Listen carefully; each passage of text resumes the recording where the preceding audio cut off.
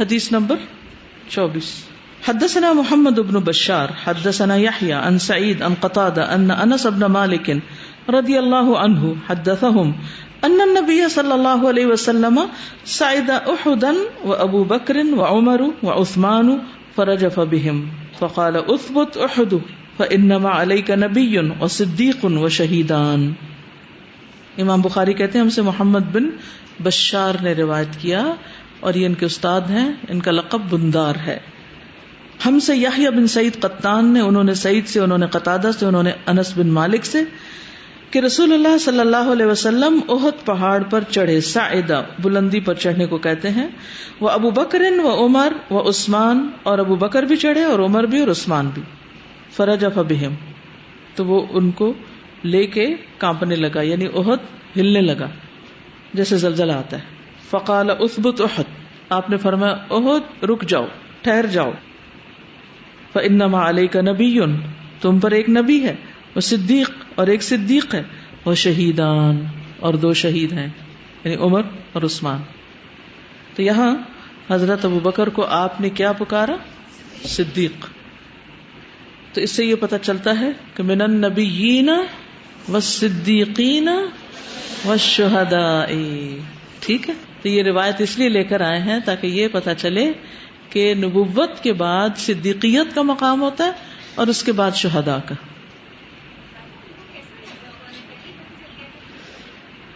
یہ بھی سوچیں، جنت کی بشارت مل جائے، پھر شہادت کی خبر مل جائے، اور انسان دنیا میں اپنی ذمہ داریاں نبھائے، کام کرتا رہے ٹھنڈے دل سے، بغیر پینک ہوئے، جیسے کچھ ہوا ہی نہ ہو. کیونکہ جو عقل مند لوگ ہوتے ہیں نا، اور جیسے ابھی بھی آپ نے سنا نا، حال اور مستقبل میں ہوتے ہیں. حال پہ نظر رکھتے ہیں، کر کیا رہے، اس وقت کو ضائع تو نہیں کر، اور مستقبل کی طرف دیکھتے ہیں کہ آئندہ کیا کرنا ہے. وہ ماضی میں نہیں رہتے. ہم سب کے لیے اس میں بہت بڑا سبق، ماضی صرف سبق حاصل کرنے کے لیے ہوتا ہے بس، اس سے زیادہ اس کا ہم پر اثر نہیں ہونا چاہیے کہ ہم اپنے حال اور مستقبل سے غافل ہو جائیں یا اس کے بارے میں سوچنا چھوڑیں یا اس کے لیے کچھ کریں نہ. ہماری اصل توجہ فیوچر پہ ہونی چاہیے کہ وہاں آگے کیا ہوگا، آگے کی کیا، آگے چلو. ہر معاملے میں آگے کی سوچا کریں، صرف آج پر راضی نہیں ہو جا کریں کہ آج کا دن بہت اچھا گزر گیا، آج تو ہم یہ کر رہے ہیں، کل ہم نے کیسے کرنا ہے، اس کو امپروو کیسے کرنا ہے. مثلا آج آپ لوگوں کا فنکشن ہوا، آپ کا پروگرام ہوا، میں اول سے آخر تک سارا وقت صرف یہ سوچ رہی تھی کہ آئندہ اس سے بہتر کیسے ہو سکتا ہے، اس سے بہتر کیا ہو سکتا، کیسے ہو سکتا، ہم اپنی اس کمی کوتاہی کو کیسے درست کریں کہ ہم اس وقت کو اس سے بھی بہتر طریقے پر استعمال کریں. اس کا یہ مطلب نہیں کہ آپ کی ایفرٹس اچھی نہیں تھی، بہت اچھی تھی، جتنے مختصر وقت میں آپ نے جو کچھ پیش کیا بہت اچھا تھا، لیکن کیا ہم اسی پہ رک جائیں اور اسی پہ خوش ہوتے ہیں بہت اچھا تھا بہت اچھا تھا؟ نہیں، اس سے اچھا کیسے ہو سکتا ہے؟ ترقی تو وہ کرتا ہے نا جو کل کو آج سے اچھا بنانے کی فکر میں ہوتا ہے. اور سب سے بڑی فکر تو پھر کس کی ہونی چاہیے؟ کل آنے والی آخرت کی. وہاں ہم کہاں ہوں گے؟ حدیث نمبر 25. حدثنا احمد بن سعید ابو عبد اللہ حدثنا وهب بن جریر حدثنا صخر عن نافع ان عبد الله بن عمر رضی اللہ عنہما قال قال رسول اللہ صلی اللہ علیہ وسلم. ابن عمر کہتے ہیں کہ رسول اللہ صلی اللہ علیہ وسلم نے فرمایا بینا انا علی بئر، اس اسنا میں کہ میں ایک کنویں پر تھا، انزع منہا، اس کو کھینچ رہا تھا، جانی ابو بکر و عمر، ابو بکر اور عمر میرے پاس آئے، فاخذ ابو بکر الدلو، ابو بکر نے ڈول پکڑا، فنزع ذنوبا، تو ایک ڈول، او ذنوبین یا دو ڈول کھینچے، وفی نزعہ ضعف، اور ان کے کھینچنے میں کچھ کمزوری تھی، واللہ یغفر لہ، اللہ تعالیٰ ان کی بخشش فرمائے. ثم اخذها ابن الخطاب من ید ابی بکر، پھر لے لیا اسے ابن خطاب نے ابو بکر کے ہاتھ سے، فاستحالت، تو وہ ہو گیا، فی یدہ، اس کے ہاتھ میں، غرباً، ایک بڑا ڈول یا چرسی بن گیا. فلم ارى عبقريا من الناس، تو نہیں میں نے دیکھا کوئی بھی شخص جو اتنا زور آور ہو، اتنا شہزور ہو، سردار ہو، من الناس، لوگوں میں سے، یفری فریہ، جو اتنی حسن تدبیر اور قوت سے کام کرنے والا ہو. فنزع حتى ضرب الناس بعتن، تو انہوں نے پانی کھینچا، یعنی عمر نے رضی اللہ عنہ، یہاں تک کہ لوگوں نے اپنے اونٹوں کو سیراب کر لیا اور بٹھا لیا. عطن کے اندر ہی بٹھانے کا مطلب ہوتا ہے. قال وہب، وہب کہتے ہیں العطن، عطن کا معنی ہے مبرک الابل، اونٹوں کے بیٹھنے کی جگہ، ان کا باڑا. یقول حتی رویت الابل فاناخت، کہا جاتا ہے کہ اونٹ سیراب ہو گئے اور پھر اپنے ٹھکانے پر بٹھا دیے گئے، یعنی اس نے اونٹوں کو سیراب کیا اور پھر بٹھا دیا. اس کے لیے عطن کا لفظ استعمال ہوتا ہے، اونٹوں کو پانی پلا کے ان کو ٹھکانے لگانا. تو یہاں پر حضرت عمر کی فضیلت کا بیان آ رہا ہے، لیکن ایک فضیلت حضرت ابوبکر کی اب بھی ہے. وہ کون سی ہے؟ آپ کے ہاتھ سے ڈول انہوں نے لیا. پھر آگے بڑھنے والے جتنی بھی خوبیاں ہیں نا، بہت ساری ہیں حضرت ابوبکر کے اندر، لیکن ان سب میں جو ٹاپ پر خوبی ہے وہ کیا ہے؟ سبقت کرنے کی، نیکی میں آگے بڑھنے کی. حدثنا الولید بن صالح حدثنا عیسی بن یونس حدثنا عمر بن سعید بن ابی الحسین المکی عن ابن ابی ملیکۃ عن ابن عباس رضی اللہ عنہما قال. حدیث بیان کی ہے ولید بن صالح خاص الضبی نے، ان کی کنیت ابو محمد ہے اور یہ الجزری ہیں اور یہ اصلاً فلسطین سے ہیں، اور یہ غلاموں کی خرید و فروخت کا کاروبار کیا کرتے تھے. بغداد میں پڑاؤ کیا. کہا جاتا ہے کہ اصل میں یہ فلسطین کے رہنے والے تھے. یہ ثقہ تھے، مسلم نے بھی ان سے روایت لی ہے. حدیث کے راوی صحابہ میں سے کون ہے؟ ابن عباس، اللہ ان دونوں سے راضی ہو جائے. قالا کہتے ہیں انی لواقف فی قوم، میں ایک قوم میں یعنی لوگوں کے گروہ میں کھڑا تھا. یدعون اللہ لعمر ابن الخطاب، وہ اللہ سبحانہ وتعالی سے حضرت عمر کے لیے دعائیں کر رہے تھے. وقد وضع علی سریرہ، اور آپ کو اپنے جنازے کی چارپائی پر رکھا گیا تھا. وضع، وہ رکھے گئے تھے، یعنی جس وقت حضرت عمر چارپائی پر رکھے گئے تھے تو لوگ آس پاس کھڑے ان کے لیے دعائیں کر رہے تھے. اس سے کیا ثابت ہوتا ہے؟ کیا ثابت ہوتا ہے؟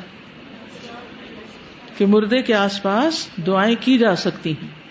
اذا رجل من خلفی قد وضع مرفقہ علی منکبی، تو میں دیکھتا ہوں کہ ایک شخص پیچھے سے، میرے پیچھے سے اپنی کونی میرے کندھے پہ رکھ دیتا ہے.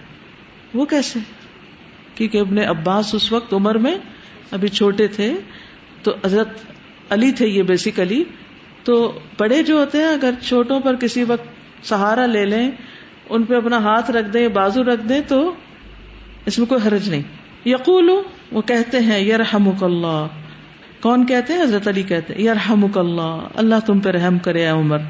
ان کنت لارجو ان یجعلک اللہ مع صاحبیک، مجھے یہی امید تھی کہ اللہ آپ کو اپنے دو ساتھیوں کے ساتھ رکھے گا. لأنی کثیرا مما کنت اسمع رسول اللہ صلی اللہ علیہ وسلم یقول، کیونکہ میں بہت کثرت سے نبی صلی اللہ علیہ وسلم سے یہ سنا کرتا تھا، آپ فرماتے تھے کنت و ابو بکر و عمر، میں ابو بکر اور عمر یعنی ساتھ تھے. وفعلت و ابو بکر و عمر، اور میں نے کیا اور ابو بکر اور عمر نے کیا، یعنی اکٹھے کام کیا. وانطلقت و ابو بکر و عمر، میں چلا اور ابو بکر اور عمر. فإن كنت لأرجو أن يجعلك الله معهما، تو مجھے امید تھی کہ اللہ تمہیں ان کے ساتھ ہی رکھے گا. فالتفت فإذا هو علي بن أبي طالب، تو یہ باتیں وہ پیچھے سے کر رہے تھے، جب میں نے مڑ کے دیکھا تو وہ علی ابن ابی طالب تھے رضی اللہ عنہ. کس طرح ان کے مرنے کے بعد ان کے حق میں گواہی دے رہے ہیں، کتنا حسن ظن ہے، اور کون سی خوبی بیان کر رہے ہیں، کون سی فضیلت بیان کر رہے ہیں نبی صلی اللہ علیہ وسلم کی صحبت کی، کہ آپ ان کے ساتھ رہے. اب آپ دیکھیے اس میں جو بنیادی طور پر بات یہ نہیں کہ ساتھ رہنے کی بات، اس میں بھی سیکھنے کی ایک بات یہ ہے جو کہ ایک اور حدیث سے ہمیں پتہ چلتی ہے، المرء مع من احب، انسان اس کے ساتھ ہوگا جس سے وہ محبت کرتا ہوگا. تو سوچئے آپ کس سے محبت کرتے ہیں، اور کیا مرنے کے بعد آپ پھر ان کے ساتھ رہنا پسند کریں گے؟ اگر آپ ایسے لوگوں سے محبت کرتے ہیں یا ان کو اپنا ہیرو مانتے ہیں جو دن رات اللہ کی نافرمانیاں کرتے ہیں، اللہ کی حدود کو توڑتے ہیں، تو پھر یہ تو نہیں ہوگا قیامت کے دن ان کو چھوڑ کے آپ کہ نہیں میں تو نماز وغیرہ بھی پڑھتا تھا اس لیے میں نے ان کے ساتھ نہیں رہنا. یہ دونوں یعنی ابو بکر اور عمر رضی اللہ عنہما رسول اللہ صلی اللہ علیہ وسلم سے بہت محبت کرتے تھے اور آپ کی صحبت کے حریص تھے. اس لیے صحابہ کو یہ دیکھنے کا موقع ملا کہ کٹھے کام کر رہے ہیں, کٹھے ساتھ جا رہے ہیں, ہر چیز میں شریک ہیں, ساتھ ہیں. حدیث نمبر 27. حدثنا محمد بن یزید الکوفی حدثنا الولید عن الاوزاعی عن یحیی بن ابی کثیر عن محمد بن ابراہیم عن عروۃ بن الزبیر قال سألت عبد اللہ بن عمرو عن اشد ما صنع المشرکون برسول اللہ صلی اللہ علیہ وسلم. حدیث بیان کیا محمد بن یزید نے.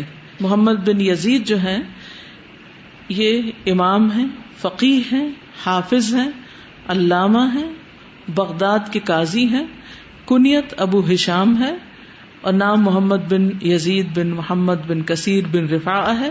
نسبت العجلی ہے, الکوفی بھی ہے, اور المقرئ قرآن کی خوب قرات کرنے والے تھے. اب آپ دیکھیے فقیہ اور حافظ کس کو کہتے ہیں؟ قرآن کے حافظ کو نہیں, حدیثوں کے حافظ, پھر قاضی بھی ہیں, اتنا بڑا کام بھی کر رہے ہیں اور اس کے ساتھ ساتھ مقرئ بھی ہیں. ابھی جو بات ہوئی نا کہ ہم ایک کام کر لیتے, ہم کہتے ہیں یہ جو کر رہے ہیں کافی ہے. نہیں, ایک چیز میں آپ نے ایکسپرٹیز حاصل کی, دوسری کی بھی ہرس رکھیں. یہ نہ کہے کہ اللہ نے آپ کے اندر اس سے زیادہ پوٹینشیل رکھا ہے, آپ اس سے زیادہ آگے بڑھ سکتے ہیں, آپ مزید کہاں کیسے ترقی کر سکتے ہیں اس کی سوچیے. تو ہر دن آگے بڑھیے, ایک علم کو حاصل کر لیے, دوسرے پہ لگ جائیے, دوسرا ہو گیا تیسرے کو لگ جائیے. حدیث کو اس کر لیا ہے تو تجوید کیجیے. اور انہوں نے محمد بن یزید نے قرات کے موضوع پر کتاب بھی لکھی. اس میں بہت سی شاذ قراتیں بھی تھیں. احمد اجلی کہتے ہیں کہ ان میں کوئی حرج نہیں, یہ صاحب قرآن تھے.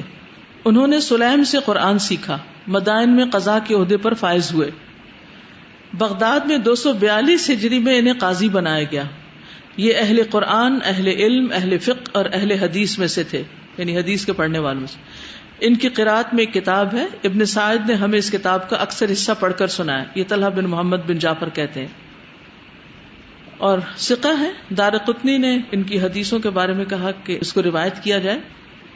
ان کے اگرچہ مقرئ ہیں لیکن قرات میں کچھ چیزیں شاذ ہیں ان کی, لیکن حدیث میں یہ ثقہ ہے. اسی طرح یہ بھی کہا جاتا ہے کہ قرات میں بھی بہت عمدہ تھے, یعنی قرآن مجید کے پڑھنے اور پڑھانے میں. 248 ہجری میں ان کی وفات ہوئی ہے. عروہ بن زبیر کہتے ہیں سألت عبداللہ ابن عمر, میں نے عبداللہ بن عمر سے پوچھا, وَأَنْ أَشَدِّ مَا صَنَعَ الْمُشْرِكُونَ بِرَسُولِ اللَّهِ صلی اللہ علیہ وسلم, کہ مشرکوں نے بہت سخت تکلیف حضرت صلی اللہ علیہ وسلم کو کیا دی تھی, سب سے زیادہ سخت تکلیف کیا دی تھی انہوں نے. قال, وہ کہتے ہیں رأیت عقبۃ ابن ابی معیط, میں نے عقبہ بن ابی معیط کو دیکھا, جاء الی النبی صلی اللہ علیہ وسلم, کہ وہ نبی صلی اللہ علیہ وسلم کے پاس آیا, وہو یصلی, اس اسنا میں کہ آپ نماز پڑھ رہے تھے, فوضع رداءہ, تو اس نے رکھ دی اپنی چادر, فی عنقہ, آپ کی گردن میں, فخنقہ بہ خنقا شدیدا, اور اس سے آپ کا گلا شدت سے گھونٹا. سوچئے ذرا, کبھی کوئی گلے میں دوپٹہ یا کوئی چیز اور کوئی کھینچ دے تو سانس رکنے لگتا ہے. اس نے پھر چادر سے آپ کے گلے کو خوب یعنی گھونٹا, یعنی مار ڈالنا چاہا تھا بیسیکلی. فجاء ابو بکر, تو ابو بکر فوراً آ گئے. اب یہاں بھی آپ دیکھیے, فجاء ابو بکر حتی دفعہ عنہ, یہاں تک کہ حضرت ابو بکر نے اس کو آپ صلی اللہ علیہ وسلم سے دور ہٹایا, الگ کیا. فقال, پھر کہا, اتقتلون رجلا ان یقول ربی اللہ, کیا تم کسی شخص کو اس بنا پر قتل کرو گے کہ وہ کہتا ہے کہ میرا رب اللہ ہے. وقد جاءکم بالبینات من ربکم, حالانکہ وہ تمہارے پاس اپنے رب کی طرف سے بینات لے کر آیا ہے, کھلی کھلی نشانیاں لے کر آیا ہے. تو یہاں تک حضرت ابو بکر کے فضائل کا بیان تھا. اس کے بعد انشاءاللہ ہم حضرت عمر رضی اللہ عنہ کے بارے میں پڑھیں گے, لیکن انشاءاللہ منڈے اور ٹیوزڈے کی کلاس لاہور میں ہوگی اور آپ لوگ جب اللہ نے چاہا پھر اس کو سن لیں گے. بہرحال حضرت ابو بکر کے بارے میں آتا ہے کہ وہ سل کی بیماری میں مبتلا ہوئے تھے. سردی کا بخار ان کو ہو گیا, ٹھنڈے پانی سے نہائے اور بیمار ہو گئے. 15 دن تک بخار رہا. بعض کہتے ہیں کہ یہودیوں نے زہر دیا تھا. بہرحال جمادی الاخر کے 8 دن باقی تھے کہ 13 ہجری میں انہوں نے انتقال فرمایا. ان کی خلافت 2 برس 3 مہینے چند دن رہی. مرتے وقت ان کی عمر حضور صلی اللہ علیہ وسلم کی طرح 63 برس کی 63 ایئرس کی ہو گئی تھی. حضرت ابوبکر کی چند خوبیاں اور ہیں. یہ امت پر سب سے زیادہ مہربان تھے. رسول اللہ صلی اللہ علیہ وسلم نے ان کے بارے میں فرمایا ارحم امتی بامتی ابو بکر، میری امت میں امت پر سب سے زیادہ رحم کرنے والے ابو بکر ہیں. عاجزی کرنے والے تھے. ایک آدمی ابو بکر رضی اللہ تعالیٰ عنہ سے سختی سے پیش آیا تو ابو برزہ نے کہا میں اس کی گردن نہ اڑا دوں. کہتے ہیں کہ ابو بکر نے مجھے جھڑکا رضی اللہ عنہ اور فرمایا کہ رسول اللہ صلی اللہ علیہ وسلم کے بعد یہ بات کسی کے لیے نہیں ہے، یہ بس آپ کے لیے خاص ہے کہ آپ کی خاطر کسی کی گردن اڑائی جا سکتی لیکن کسی اور کے لیے نہیں. انہوں نے وہیں پر سٹاپ کر دیا کہ یہ سلسلہ لوگ اپنے لیے اس کو نہ شروع کر دیں. پھر اسی طرح اپنے کھانے پینے میں لوگوں کو شریک کرتے تھے. عبد الرحمن بن ابی بکر کہتے ہیں کہ اصحاب صفہ نادار لوگ تھے اور نبی صلی اللہ علیہ وسلم نے فرمایا کہ جس کے گھر میں 2 آدمیوں کا کھانا وہ تیسرے کو اپنے ساتھ لے جائے، جس کے یہاں 4 کا کھانا ہے وہ 5ویں یا 6 کو لے جائے. پس ابو بکر رضی اللہ عنہ 3 آدمی اپنے ساتھ لائے اور نبی صلی اللہ علیہ وسلم 10 آدمیوں کو اپنے ساتھ لے گئے. یعنی باقی سب نے کیا کیا، 1 یا 2. حضرت ابو بکر نے کیا کیا، 3 لوگ اپنے ساتھ اپنے گھر لے گئے کھانا کھلانے کے لیے اور باقی 10 لوگ. اور نبی صلی اللہ علیہ وسلم 10 لوگ لے گئے. پھر اسی طرح انسان تھے، کبھی غلطی ہوئی تو فوراً توبہ کی اور اسی طرح غلام بھی آزاد کیا. ایک مرتبہ حضرت ابو بکر نے اپنے کسی غلام پر لعنت کر دی تو نبی صلی اللہ علیہ وسلم نے فرمایا ابو بکر لعنت کرنے والے اور صدیقین کا کوئی جوڑ نہیں، یعنی صدیق لعنت نہیں کرتے. رب کعبہ کی قسم ہرگز نہیں. آپ نے یہ 2-3 مرتبہ فرمایا، یعنی آپ کو فوراً روک دیا کہ یہ بات نہیں کرنی. اس پر حضرت ابو بکر نے اپنے بعض غلاموں کو اس دن آزاد کر دیا. پھر نبی صلی اللہ علیہ وسلم کی خدمت میں حاضر ہو کر کہا اب ایسا نہیں کروں گا. فوراً رک گئے، منع ہو گئے، کوئی عذر، تعویلیں، ایکسکیوزز کچھ نہیں. پھر اسی طرح کھانے پینے میں بھی بہت محتاط تھے. آپ کو وہ قصہ یاد ہوگا جس میں حضرت ابو بکر کا ایک غلام تھا جو کچھ کمائی کر کے روز لاتا تھا اور آپ اس سے اپنی ضروریات کی چیزیں لیتے تھے. تو ایک دن غلام کوئی چیز لایا تو ابو بکر نے اس میں سے کچھ کھا لیا. پھر آپ کو پتا چلا کہ یہ جو کمائی تھی یہ ٹھیک نہیں تھی. یہ شخص دور جاہلیت میں کہانت کرتا تھا، یعنی نجومی تھا، غیب کی خبریں بتاتا تھا. تو اس میں یہ صرف دھوکہ وغیرہ ہی دیتا تھا. اب بہرحال اس کی کچھ آمدنی تھی وہ لے کر آیا. آپ کچھ کھا چکے تھے، آپ نے اپنے منہ میں ہاتھ ڈالا اور کہہ کر کے سب کچھ واپس نکالا. نہ صرف یہ کہ کھانے میں محتاط تھے، بولنے میں بھی محتاط تھے. ایک دفعہ حضرت عمر نے دیکھا کہ حضرت ابو بکر اپنی زبان کھینچ رہے ہیں. پوچھا اے رسول اللہ صلی اللہ علیہ وسلم کے خلیفہ یہ کیا کر رہے ہیں؟ کہنے لگے یہ مجھے ہلاکت گاہوں کی طرف لے جاتی. آپ نے فرمایا جسم کا ہر حصہ اللہ سے زبان کی تیزی کی شکایت کرتا ہے. استغفر اللہ. اللہ ہم سب کو بھی اپنی زبان پر کنٹرول دے. حضرت ابو بکر فقیہ بھی تھے، عالم بھی تھے، شعر و شاعری بھی خوب جانتے تھے، انصاب کے عالم تھے. حضرت عائشہ سے حضرت عروہ نے کہا اما جان آپ کی فقاہت پر مجھے تعجب نہیں ہوتا کیونکہ میں کہہ سکتا ہوں کہ آپ رسول اللہ کی بیوی ہیں صلی اللہ علیہ وسلم اور ابو بکر کی بیٹی ہیں. مجھے آپ کے شعر اور لوگوں کے حالات کے علم پر یعنی انصاب کے علم پر بھی تعجب نہیں ہوتا کیونکہ میں کہہ سکتا ہوں کہ آپ ابو بکر کی بیٹی ہیں جو لوگوں میں سب سے بڑے عالم تھے. مجھے جو تعجب ہوتا ہے وہ آپ کے علم طب پر ہوتا ہے کہ آپ کو یہ کس طرح اور کہاں سے حاصل ہو گیا. تو انہوں نے ان کے کندھے پہ ہاتھ مارا، بھانجے تھے اس لیے کندھے پہ ہاتھ مار کر کہا ہے چھوٹے عروہ رسول اللہ صلی اللہ علیہ وسلم اپنی زندگی کے آخری ایام میں بیمار ہو گئے تھے. آپ کے پاس ہر طرف سے اربوں کے وفود آتے، وہ آپ کے لیے مختلف طرح کی چیزیں تشخیص کرتے اور میں ان سے آپ کا علاج کرتی. بس وہیں سے میں نے یہ چیزیں حاصل کر لی. اس سے حضرت عائشہ کے علم کی حرص بھی آپ دیکھیں، ایک چیز پر نہیں کہ اچھا یہ سیکھ لیا کافی ہے، بس یہ بہت ایک کورس ہو گیا خلاص، اور کیا سیکھنا. اور پھر کہتے ہیں وہ اجازت نہیں دیتا، وہ ایسا ہے ویسا ہے. نہیں، آپ خود سوچیں آپ خود کیا چاہتے ہیں. جو خود چاہتا ہے نا اللہ اس کے لیے راستے آسان کر دیتا ہے. بہرحال اب دیکھیں حضرت ابو بکر کن کن چیزوں کا علم رکھتے تھے. اور پھر حضرت عروہ کا انالیسس ہے کہ آپ یہ بھی جانتی ہیں، آپ یہ بھی جانتی ہیں، آپ یہ جانتی ہیں. یہ سارے علوم انہوں نے کس یونیورسٹی سے حاصل کیا تھا؟ کس یونیورسٹی سے پڑھنے گئی تھی؟ وہ کہاں سے سیکھا تھا؟ کس نے سکھایا تھا؟ کچھ باپ سے سیکھا اور کچھ شوہر سے سیکھا. اس کو سیکھنا کہتے ہیں. اور کس طرح صحابہ کرام نے بھی اپنے اہل خانہ کو جو خود جانتے تھے اس کی تعلیم دی. ہم سب کو بھی اپنے بچوں کو خود پڑھانے کی فکر کرنی چاہیے. ہم کیا سوچتے ہیں بس اسکول بھیج دو وہی ذمہ دار ہے ہر چیز کے، یا مدرسہ بھیج دو یا الہدا بھیج دو اب سب کچھ وہی کر دے گا ہمارے لیے. نہیں، ہم خود بھی سیکھیں اور خود بھی اپنے بچوں پر توجہ دیں، خود بھی ان کو سکھانے کے حریص ہوں. یعنی اس کو پڑھ کے جہاں حضرت ابوبکر کی یہ فضیلت پتہ چلتی کہ وہ عالم تھے مختلف چیزوں کے، وہاں یہ بھی کہ وہ علم انہوں نے آگے اپنی نسلوں میں بھی ٹرانسفر کیا ہے، اور صرف بیٹوں میں نہیں بیٹی میں. پھر اسی طرح یہ ہے کہ آپ سے کچھ دعائیں بھی روایت ہیں، خاص طور پر رسول اللہ صلی اللہ علیہ وسلم سے انہوں نے عرض کیا اللہ کے رسول صلی اللہ علیہ وسلم مجھے کوئی دعا سکھا دے جسے میں نماز میں پڑھا کروں. تو آپ نے فرمایا یہ پڑھا کرو، اللہم انی ظلمت نفسی ظلما کثیرا ولا یغفر الذنوب الا انت فاغفر لی مغفرۃ من عندک وارحمنی انک انت الغفور الرحیم. سبحانک اللہم وبحمدک اشہد ان لا الہ الا انت استغفرک واتوب الیک. استودعکم اللہ الذی لا تضیع ودائعہ. السلام علیکم ورحمۃ اللہ وبرکاتہ. بسم اللہ